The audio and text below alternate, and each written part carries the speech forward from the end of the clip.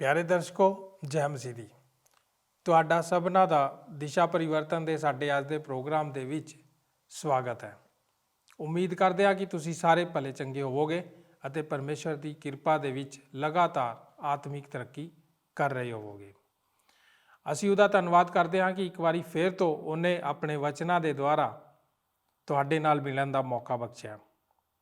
ਅਸੀਂ ਆਪਣੇ ਪਿਛਲੇ ਪ੍ਰੋਗਰਾਮ ਦੇ ਵਿੱਚ ਸਵਰਗ ਦੇ ਨਿਵੇਸ਼ ਬਾਰੇ ਚਰਚਾ ਕਰ ਰਹੇ ਸੀ।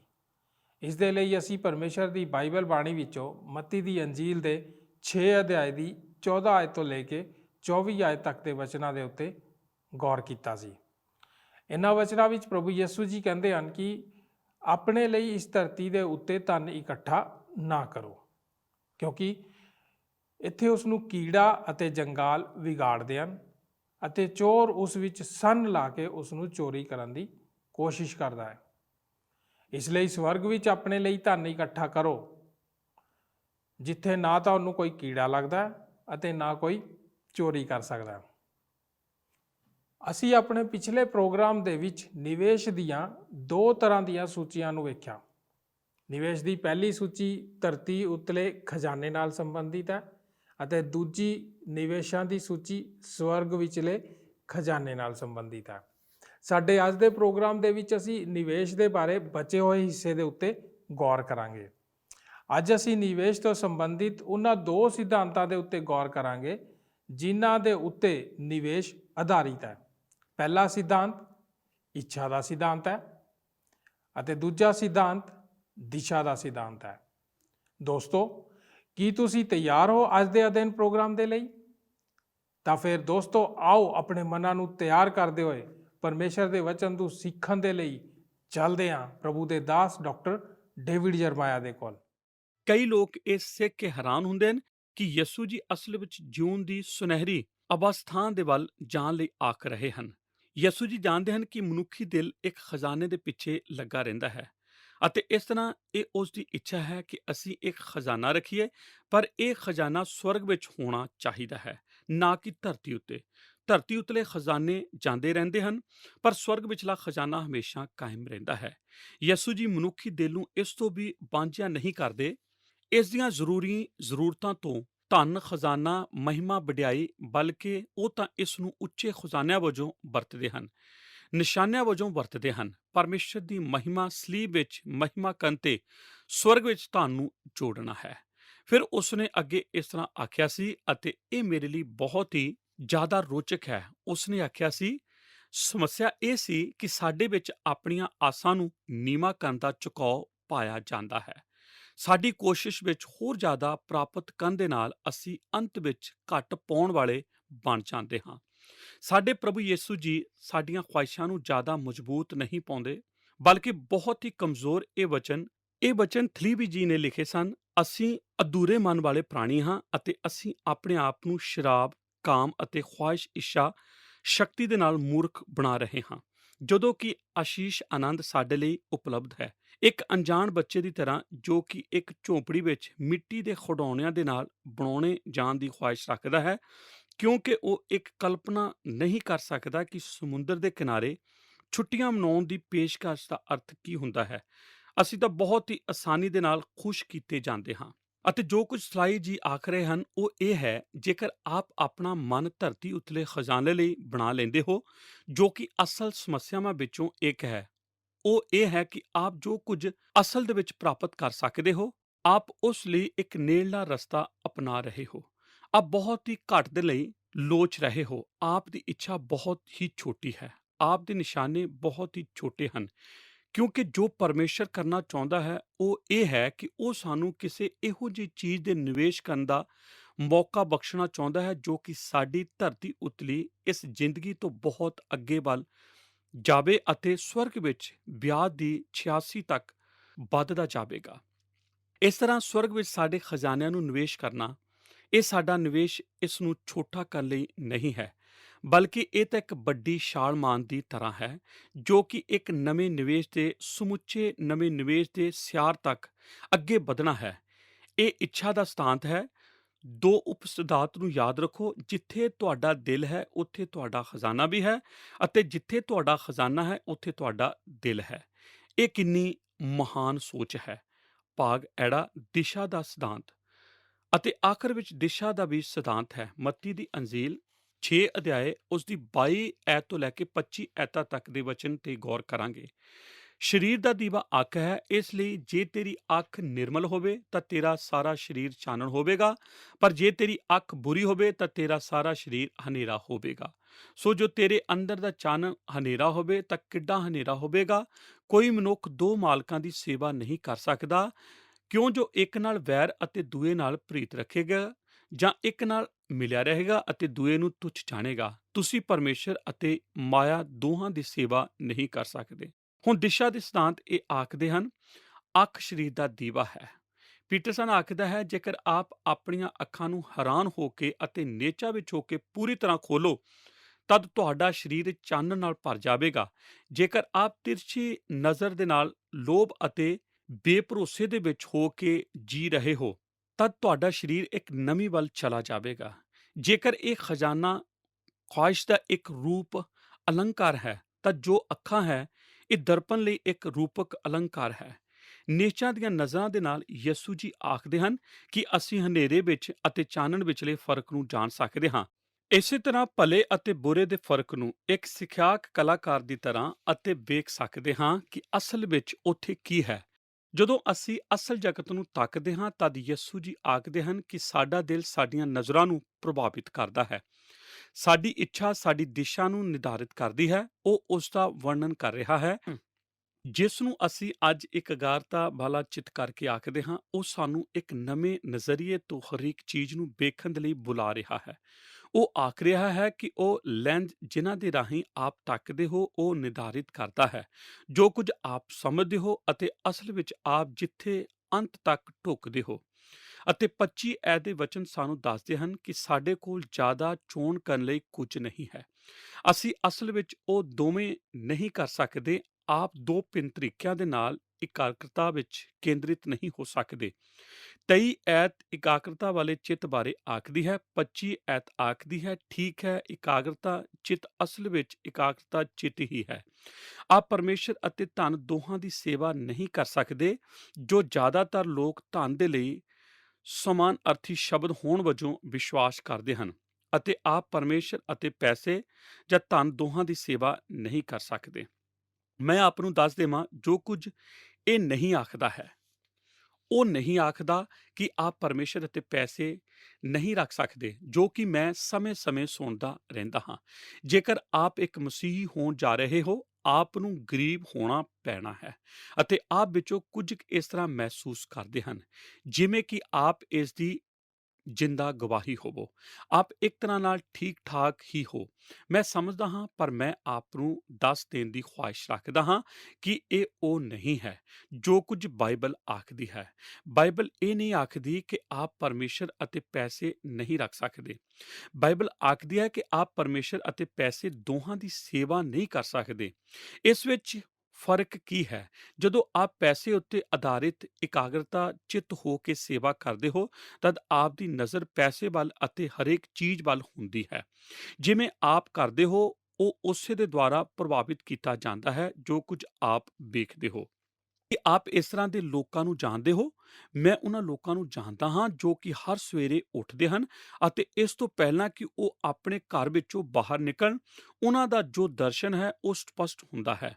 ਉਹ ਸੋਚਦਾ ਹੈ ਕਿ ਮੈਂ ਆਪਣੇ ਨਿਵੇਸ਼ ਦੀ ਸੂਚੀ ਵਿੱਚ ਹੋਰ ਕਿੰਨੇ ਡਾਲਰ ਜੋੜ ਸਕਦਾ ਹਾਂ, ਮੈਂ ਆਪਣੀ ਧਨ ਸੰਪੱਤੀ ਕਿੰਨੀ ਵਧਾ ਸਕਦਾ ਹਾਂ। ਉਹਨਾਂ ਵਿੱਚੋਂ ਕੁਝ ਕੰਪਿਊਟਰ ਦੇ ਸਾਹਮਣੇ ਅਤੇ ਰੇਲ ਸਟਾਕਾਂ ਦੇ ਸਾਹਮਣੇ ਬੈਠਦੇ ਹਨ ਅਤੇ ਉਹ ਖਰੀਦ ਫਰੋਸ਼ ਕਰਦੇ ਹਨ।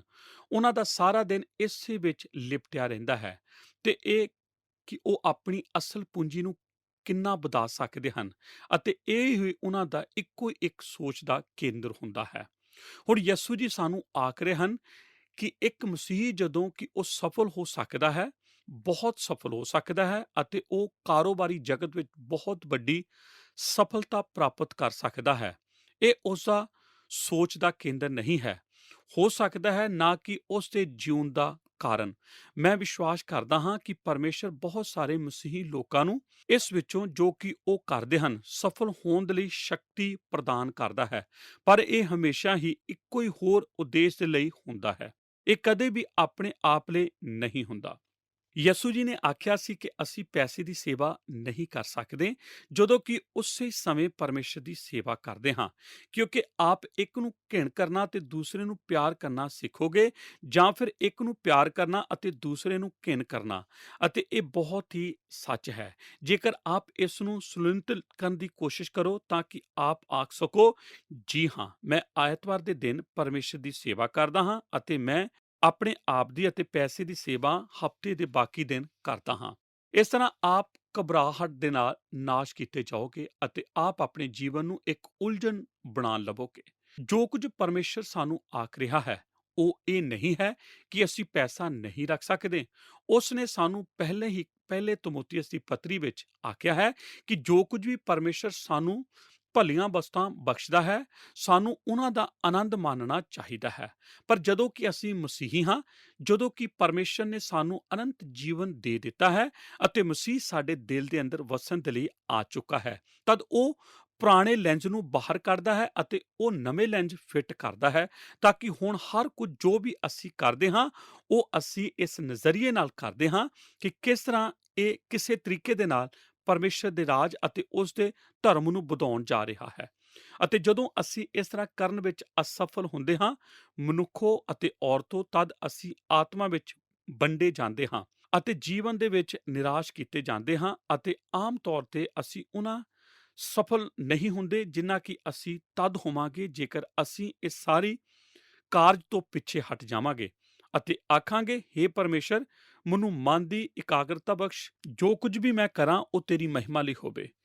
ਬਾਈਬਲ ਸਾਨੂੰ ਇਹ ਨਹੀਂ ਸਿਖਾਉਂਦੀ ਕਿ ਜਦੋਂ ਇੱਕ ਵਿਅਕਤੀ ਮਸੀਹ ਦਾ ਇਨਕਾਰ ਕਰਕੇ ਮਰ ਜਾਂਦਾ ਹੈ, ਤਦ ਉਸ ਦੀ ਰੂਹ ਹਮੇਸ਼ਾ ਵਾਸਤੇ ਨਾਸ਼ ਹੋ ਜਾਂਦੀ ਹੈ। ਨਹੀਂ, ਆਪ ਇੰਨਾ ਆਸਾਨੀ ਦੇ ਨਾਲ ਖਤਮ ਨਹੀਂ ਹੋ ਜਾਂਦੇ।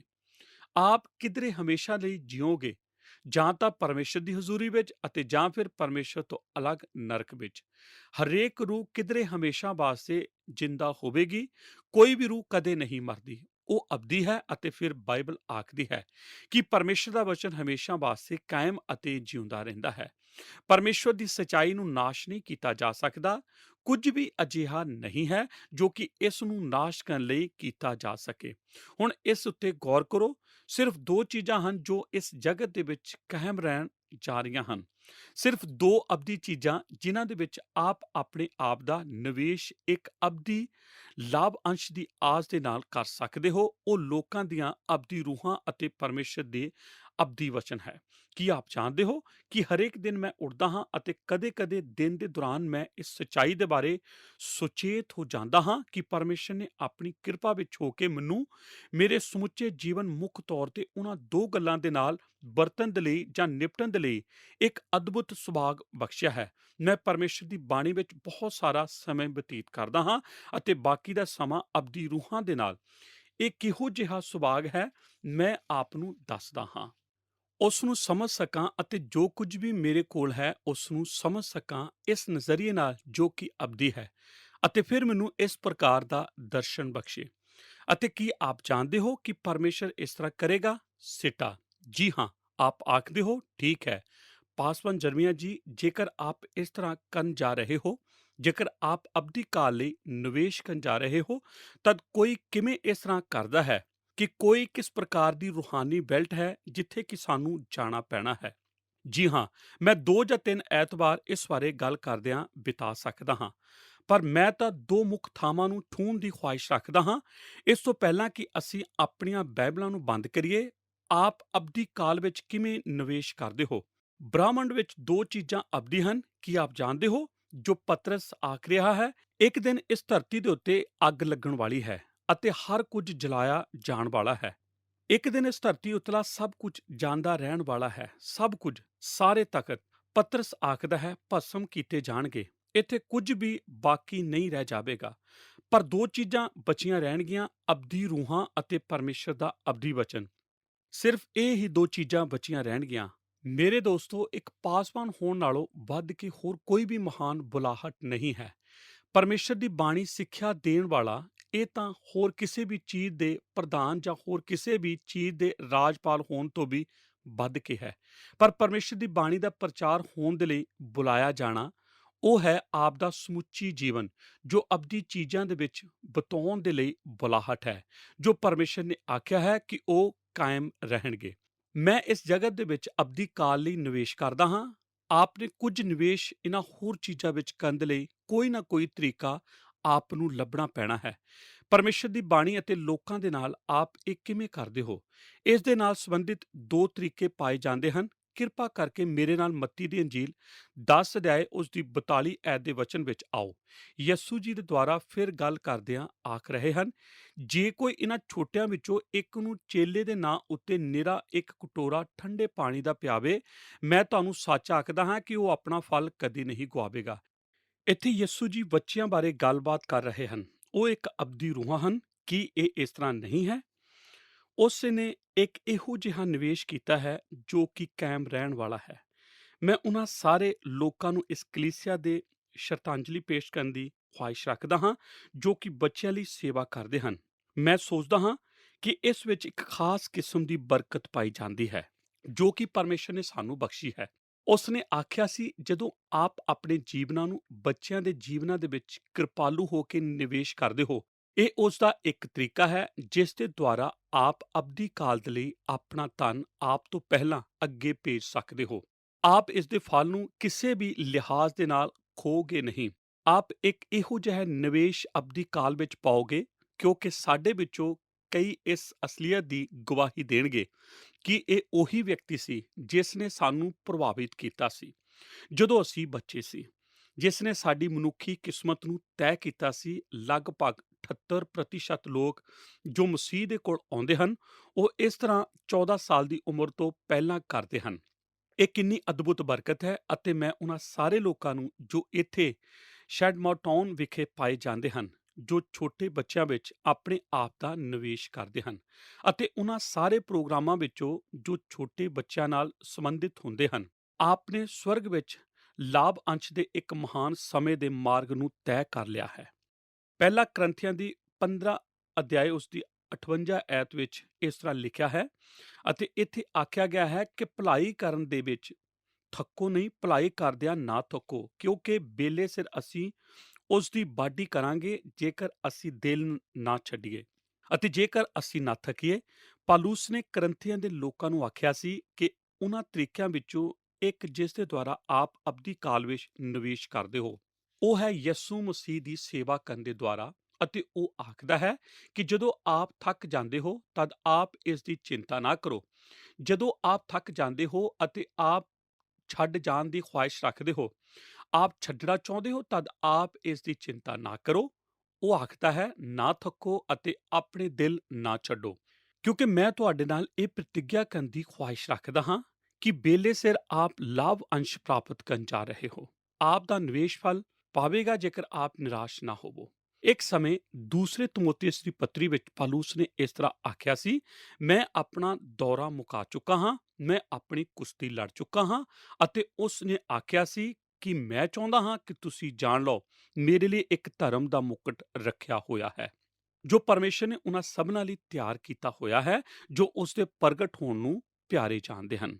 ਕੀ ਆਪ ਨੇ ਇਹ ਜਾਣਿਆ ਹੈ ਕਿ ਯਿਸੂ ਮਸੀਹ ਦੇ ਪ੍ਰਤੀ ਵਫਾਦਾਰ ਹੁੰਦਿਆਂ ਉਸ ਦੇ ਅੰਤ ਤੱਕ ਆਪਣੇ ਖਜ਼ਾਨੇ ਨੂੰ ਆਪ ਤੋਂ ਅੱਗੇ ਭੇਜ ਰਹੇ ਹੋ? ਸੱਚਮੁੱਚ ਨਿਸ਼ਚਿੰਤ ਤੌਰ ਤੇ ਇੱਥੇ ਸ਼ੈਡੋ ਮਟਾਉਨ ਕਲੀਸਿਆ ਦੇ ਵਿਖੇ ਅਤੇ ਨਿਸ਼ਚਿੰਤ ਤੌਰ ਤੇ ਠੀਕ ਇਸ ਸਮੇਂ ਮੈਂ ਸਾਡੇ ਵਿੱਚੋਂ ਸਾਰਿਆਂ ਦੇ ਲਈ ਇੱਕ ਜ਼ਾਹਿਰ ਕਰਨ ਦੀ ਖੁਆਇਸ਼ ਰੱਖਦਾ ਹਾਂ ਕਿ ਜਦੋਂ ਅਸੀਂ ਇਸ ਜਗਤ ਦੇ ਸਿੱਕਿਆਂ ਨੂੰ ਲੈਂਦੇ ਹਾਂ ਜੋ ਅਸੀਂ ਆਪਣੇ ਕੰਮ ਕਰਦਿਆਂ ਕਮਾਏ ਹਨ ਅਤੇ ਇਸ ਨੂੰ ਅਸੀਂ ਪਰਮੇਸ਼ਰ ਦੇ ਅੱਗੇ ਸਥਾਨਿਕ ਕਲੀਸਿਆਂ ਦੇ ਰਾਹੀਂ ਪਰਮੇਸ਼ਰ ਕੋਲ ਲਿਆਉਂਦੇ ਹਾਂ ਅਤੇ ਅਸੀਂ ਉਸ ਪੈਸੇ ਨੂੰ ਦਿੰਦੇ ਹਾਂ, ਤਦ ਇਹ ਔਰਤਾਂ ਦੀ ਸੇਵਾ ਵਿੱਚ ਤਬਦੀਲ ਕੀਤਾ ਜਾਂਦਾ ਹੈ ਅਤੇ ਬੱਚਿਆਂ ਦੀ ਸੇਵਾਵਾਂ ਦੇ ਵਿੱਚ ਅਤੇ ਨੌਜਵਾਨ ਲੋਕਾਂ ਦੀਆਂ ਸੇਵਾਵਾਂ ਵਿੱਚ ਅਤੇ ਹਾਈ ਸਕੂਲ ਦੇ ਬੱਚਿਆਂ ਦੀਆਂ ਸੇਵਾਵਾਂ ਵਿੱਚ ਅਤੇ ਸੰਗੀਤ ਦੀਆਂ ਸੇਵਾਵਾਂ ਵਿੱਚ ਅਤੇ ਉਹਨਾਂ ਸਾਰੇ ਜਗਤ ਪਾਏ ਜਾਣ ਵਾਲੇ ਪ੍ਰਚਾਰਕਾਂ ਦੀ ਸੇਵਾ ਵਿੱਚ ਜਦੋਂ ਆਪ ਆਪਣਾ ਪੈਸਾ ਪਰਮੇਸ਼ਰ ਦੇ ਕੋਲ ਲਿਆਉਂਦੇ ਹੋ, ਪਰਮੇਸ਼ਰ ਬਸ ਇੱਕ ਕਿਸਮ ਦੀ ਮੁਸਕਰਾਹਟ ਦਿਖਾਉਂਦਾ ਹੈ ਅਤੇ ਉਹ ਇਸ ਨੂੰ ਲੈਂਦਾ ਹੈ ਅਤੇ ਉਹ ਸਭ ਜੋ ਕਿ ਮਨੁੱਖੀ ਅਤੇ ਸੰਸਾਰਿਕ ਹੈ ਅਤੇ ਉਹ ਇਸ ਨੂੰ ਉਸ ਦੇ ਵਿੱਚ ਤਬਦੀਲ ਕਰ ਦਿੰਦਾ ਹੈ ਜੋ ਕਿ ਅਬਦੀ ਹੈ। ਅਤੇ ਹਰ ਕੁਝ ਜੋ ਵੀ ਆਪ ਪਰਮੇਸ਼ਰ ਦੇ ਕਾਰਜ ਲਈ ਭੇਟ ਕਰਦੇ ਹੋ, ਉਹ ਸਵਰਗ ਵਿੱਚ ਆਪ ਦੇ ਨਿਵੇਸ਼ ਦਾ ਇੱਕ ਹਿੱਸਾ ਬਣ ਜਾਂਦਾ ਹੈ। ਅਤੇ ਬਾਈਬਲ ਆਖਦੀ ਹੈ ਕਿ ਜਦੋਂ ਅਸੀਂ ਇਹ ਸਭ ਵਸਤੂਆਂ ਸਵਰਗ ਵਿੱਚ ਨਿਵੇਸ਼ ਕਰਦੇ ਹਾਂ, ਤਦ ਇਹ ਸਾਡੇ ਲੇਖੇ ਜੋੜਿਆ ਜਾਂਦਾ ਹੈ। ਫਿਲਿੱਪੀਆਂ 4 ਅਧਿਆਇ ਉਸ ਦੀ 17 ਐਤ, ਇਹ ਇੱਕ ਪੈਸੇ ਨਾਲ ਸੰਬੰਧਿਤ ਵਚਨ ਹੈ। ਇਹ ਤਾਂ ਸਧਾਰਨ ਤੌਰ ਤੇ ਸਾਡੇ ਲਈ ਇੱਕ ਯਾਦ ਕਰਾਇਆ ਜਾਣਾ ਹੈ ਕਿ ਜਦੋਂ ਅਸੀਂ ਪਰਮੇਸ਼ਰ ਦੇ ਕੰਮ ਵਿੱਚ ਨਿਵੇਸ਼ ਕਰਦੇ ਹਾਂ, ਤਦ ਅਸੀਂ ਕੁਝ ਪੈਸਾ ਸਵਰਗੀ ਬੈਂਕ ਵਿੱਚ ਰੱਖਦੇ ਹਾਂ। ਇਸ ਤਰ੍ਹਾਂ ਮੈਂ ਆਪ ਨੂੰ ਇਹ ਛੋਟੀ ਜਿਹੀ ਐਤ ਦੇ ਦੇਵਾਂ ਜੋ ਕਿ ਇੱਕ ਮਹਾਨ ਵਚਨ ਹੈ। ਲੂਕਾ ਦੀ ਅੰਜੀਲ 6 ਅਧਿਆਇ ਉਸ ਦੀ 38 ਐਤ। ਕਿਰਪਾ ਕਰਕੇ ਜੋ ਇਹ ਵਚਨ ਆਖਦਾ ਹੈ, ਇਸ ਨੂੰ ਧਿਆਨ ਨਾਲ ਸੁਣੋ। ਤੋਂ ਤੇ ਤੁਹਾਨੂੰ ਦਿੱਤਾ ਜਾਵੇਗਾ, ਪੂਰਾ ਮੇਪ ਦਬ ਦਬ ਕੇ ਹਿਲਾ ਹਿਲਾ ਕੇ ਡੁੱਲਦਾ ਹੋਇਆ ਤੁਹਾਡੇ ਪੱਲੇ ਪੈਣਗੇ, ਕਿਉਂਕਿ ਜਿਸ ਮੇਪ ਨਾਲ ਤੁਸੀਂ ਮਹਿੰਦੇ ਹੋ, ਉਸ ਨਾਲ ਤੁਹਾਡੇ ਲਈ ਮੁੜ ਮਿਣਿਆ ਜਾਵੇਗਾ। ਪਰਮੇਸ਼ਰ ਦੇ ਕੋਲ ਇੱਕ ਨਿਵੇਸ਼ ਕਰਨ ਦਾ ਅਦਭੁਤ ਸਿਧਾਂਤ ਹੈ, ਕਦੇ ਵੀ ਇਸ ਨੂੰ ਨਾ ਭੁੱਲੋ।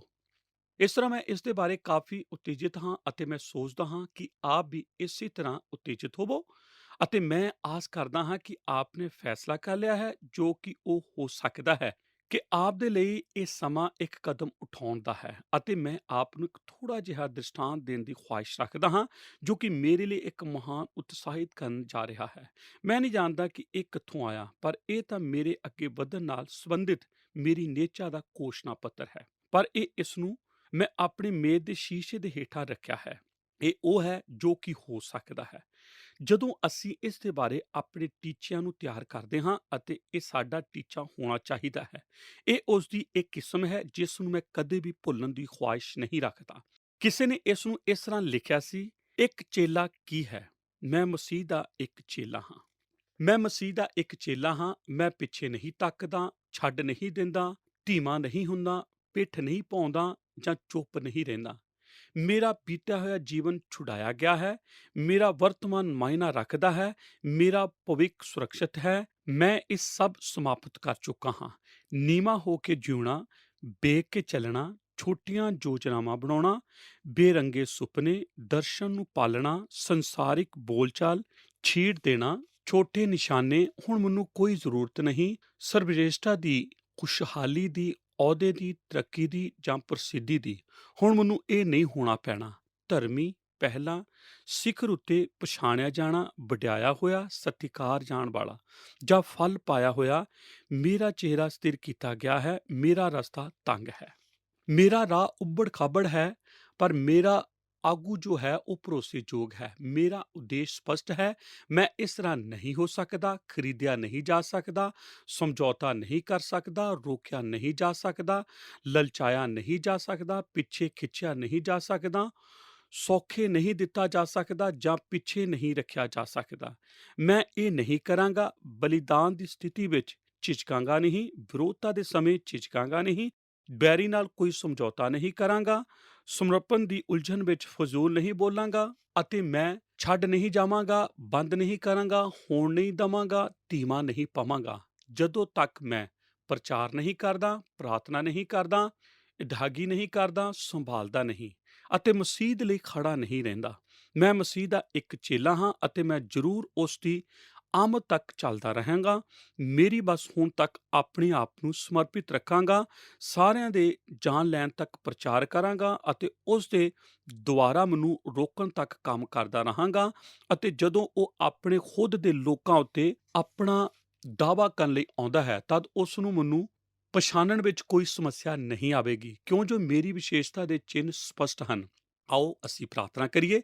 ਹੇ ਪਿਤਾ, ਮੇਰੀ ਖੁਆਇਸ਼ ਹੈ ਕਿ ਮੇਰੀ ਵਿਸ਼ੇਸ਼ਤਾ ਦੇ ਚਿੰਨ੍ਹ ਸਪਸ਼ਟ ਹੋਣ ਅਤੇ ਮੈਂ ਪ੍ਰਾਰਥਨਾ ਕਰਦਾ ਹਾਂ ਕਿ ਜਿਵੇਂ ਅਸੀਂ ਇਸ ਧਰਤੀ ਉੱਤੇ ਹੀ ਸਮੁੱਚੇ ਤੌਰ ਤੇ ਜਿਉਣ ਦੀ ਭਾਲ ਕਰ ਰਹੇ ਹਾਂ ਜਾਂ ਫਿਰ ਅਬਦੀ ਕਾਲ ਲਈ ਇੱਕ ਦਰਸ਼ਨ ਪਾਉਣਾ ਆਰੰਭ ਕਰ ਰਹੇ ਹਾਂ, ਤਾਂ ਕਿ ਉਹ ਮਨੁੱਖ ਅਤੇ ਔਰਤਾਂ ਜੋ ਇਹਨਾਂ ਵਚਨਾਂ ਨੂੰ ਸੁਣ ਰਹੇ ਹਨ, ਉਹ ਉਸ ਉੱਚੇ ਮਾਰਗ ਉੱਤੇ ਚੱਲਣ ਅਤੇ ਹੇ ਪ੍ਰਭੂ, ਅਬਦੀ ਕਾਲ ਵਾਸਤੇ ਲੋਕ ਫੈਸਲਾ ਲੈਣ।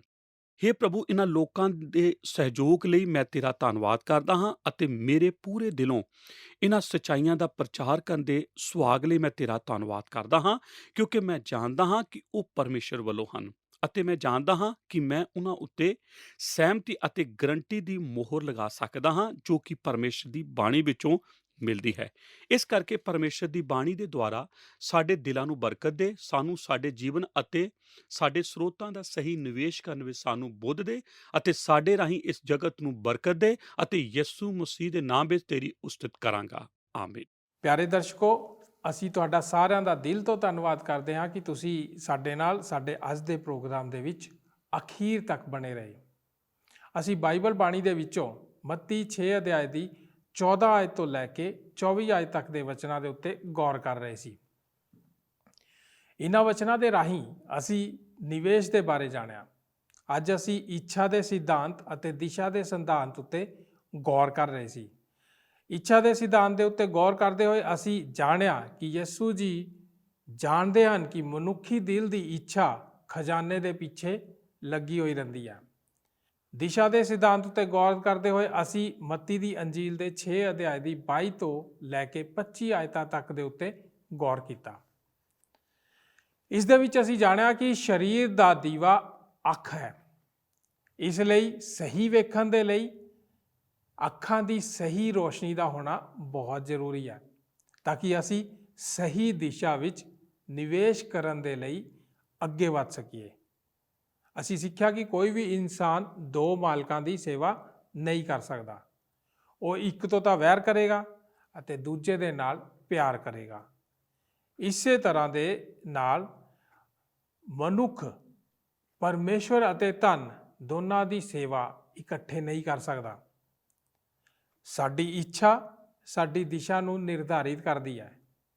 ਇਸ ਲਈ ਸਾਡੀ ਪ੍ਰਾਰਥਨਾ ਹੈ ਕਿ ਪਰਮੇਸ਼ਵਰ ਤੁਹਾਡੇ ਉੱਤੇ ਸਹੀ ਜਗ੍ਹਾ ਤੇ ਉੱਤੇ ਸਹੀ ਦਿਸ਼ਾ ਵਿੱਚ ਨਿਵੇਸ਼ ਕਰਨ ਵਿੱਚ ਤੁਹਾਡੀ ਮਦਦ ਕਰੇ। ਦੋਸਤੋ, ਹੁਣ ਅਸੀਂ ਆਪਣੇ ਪ੍ਰੋਗਰਾਮ ਨੂੰ ਇੱਥੇ ਹੀ ਸਮਾਪਤ ਕਰਦੇ ਹਾਂ।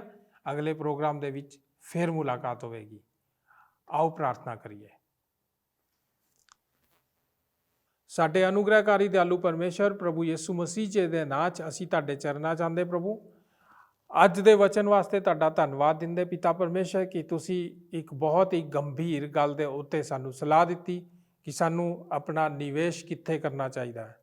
ਸਾਨੂੰ ਆਪਣਾ ਧਨ, ਸਾਨੂੰ ਆਪਣੇ ਸਰੋਤ, ਸਾਨੂੰ ਆਪਣੀ ਐਨਰਜੀ, ਸਾਨੂੰ ਆਪਣੀ ਤਾਕਤ ਕਿੱਥੇ ਲਗਾਉਣੀ ਚਾਹੀਦੀ ਹੈ। ਪਿਤਾ ਪਰਮੇਸ਼ਰ, ਅੱਜ ਦੇ ਵਚਨ ਦੇ ਜ਼ਰੀਏ ਅਸੀਂ ਸਿੱਖਿਆ ਕਿ ਇਸ ਧਰਤੀ ਦੇ ਉੱਤੇ ਅਗਰ ਅਸੀਂ ਮਨ ਲਗਾਉਂਦੇ ਹਾਂ, ਇਸ ਧਰਤੀ ਦੀ ਚੀਜ਼ਾਂ ਦੇ ਉੱਤੇ ਅਸੀਂ ਆਪਣਾ ਨਿਵੇਸ਼ ਕਰਦੇ ਹਾਂ, ਤਾਂ ਇਹ ਕੋਈ ਫਾਇਦੇ ਦਾ ਸੌਦਾ ਨਹੀਂ ਹੈ, ਪਰੰਤੂ ਸਾਨੂੰ ਸਵਰਗ ਦੀ ਚੀਜ਼ਾਂ ਦੇ ਉੱਤੇ ਨਿਵੇਸ਼ ਕਰਨਾ ਚਾਹੀਦਾ। ਪਿਤਾ ਪਰਮੇਸ਼ਰ, ਅੱਜ ਅਸੀਂ ਇੱਛਾ ਦੇ ਬਾਰੇ ਜਾਣਿਆ ਕਿ ਇੱਛਾ ਦੇ ਸਿਧਾਂਤ ਦੇ ਅਨੁਸਾਰ ਅਸੀਂ ਪਿਤਾ ਪਰਮੇਸ਼ਰ ਸਾਡੀ ਇੱਛਾ ਹੀ ਸਾਡੀ ਦਿਸ਼ਾ ਨੂੰ ਨਿਰਧਾਰਿਤ ਕਰਦੀ ਹੈ। ਦਿਸ਼ਾ ਦੇ ਸਿਧਾਂਤ ਦੇ ਅਨੁਸਾਰ ਵੀ ਪਿਤਾ ਪਰਮੇਸ਼ਰ ਤੁਸੀਂ ਸਾਨੂੰ ਸਿਖਾਇਆ ਕਿ ਸਾਡੀ ਜਿਹੜੀ ਅੱਖ ਹੈ ਪ੍ਰਭੂ, ਉਹ ਸਰੀਰ ਦੇ ਲਈ ਰੋਸ਼ਨੀ ਦਾ ਕੰਮ ਕਰਦੀ ਹੈ। ਅਸੀਂ ਅੱਖਾਂ ਦੇ ਜ਼ਰੀਏ ਸਹੀ ਚੀਜ਼ ਨੂੰ ਪਛਾਣ ਸਕਦੇ ਹਾਂ। ਪਿਤਾ ਪਰਮੇਸ਼ਰ, ਸਾਡੀ ਪ੍ਰਾਰਥਨਾ ਸਾਡਾ ਸਹੀ ਦਿਸ਼ਾ ਵਿੱਚ ਕਦਮ ਚੁੱਕਣ ਲਈ ਤੁਸੀਂ ਸਾਡੀ ਅਗਵਾਈ ਕਰੋ। ਸਾਡੀ ਜ਼ਰੂਰਤਾਂ ਨੂੰ ਸਵਰਗ ਤੋਂ ਪੂਰਾ ਕਰੋ। ਪਿਆਰੇ ਪਿਤਾ ਪਰਮੇਸ਼ਰ, ਸਾਡੇ ਵਿੱਚੋਂ ਜਿੰਨੇ ਵੀ ਲੋਕ ਕਿਸੇ ਵੀ ਤਰ੍ਹਾਂ ਦੀ ਕਸ਼ਮਕਸ਼ ਵਿੱਚ ਹੈ, ਜਿੰਨੇ ਵੀ ਲੋਕ ਕਿਸੇ ਵੀ ਤਰ੍ਹਾਂ ਦੀ ਪਰੇਸ਼ਾਨੀ 'ਚ ਆ, ਉਹਨਾਂ ਸਾਰਿਆਂ ਦੀ ਪਰੇਸ਼ਾਨੀਆਂ ਨੂੰ ਦੂਰ ਕਰੋ। ਸਹੀ ਰਸਤਾ ਚੁਣਨ ਵਿੱਚ ਮਦਦ ਕਰੋ। ਧੰਨਵਾਦ ਕਰਦੇ ਪਿਤਾ ਪਰਮੇਸ਼ਰ ਕਿ ਤੁਸੀਂ ਸਾਡੀ ਇਸ ਪ੍ਰਾਰਥਨਾ ਨੂੰ ਸੁਣ ਲਿਆ। ਯਿਸੂ ਨਾਸਰੀ ਜੀ ਦੇ ਨਾਂ 'ਚ ਮੰਗਦੇ ਹਾਂ, ਆਮੀਨ। ਕੀ ਤੁਹਾਨੂੰ ਇਹ ਪ੍ਰੋਗਰਾਮ ਪਸੰਦ ਆਇਆ? ਹੁਣੇ ਸਾਨੂੰ ਇੱਕ ਮਿਸ ਕਾਲ ਦਿਓ ਤੇ ਤੁਸੀਂ ਅਗਲੇ ਜੇਤੂ ਹੋ ਸਕਦੇ ਹੋ।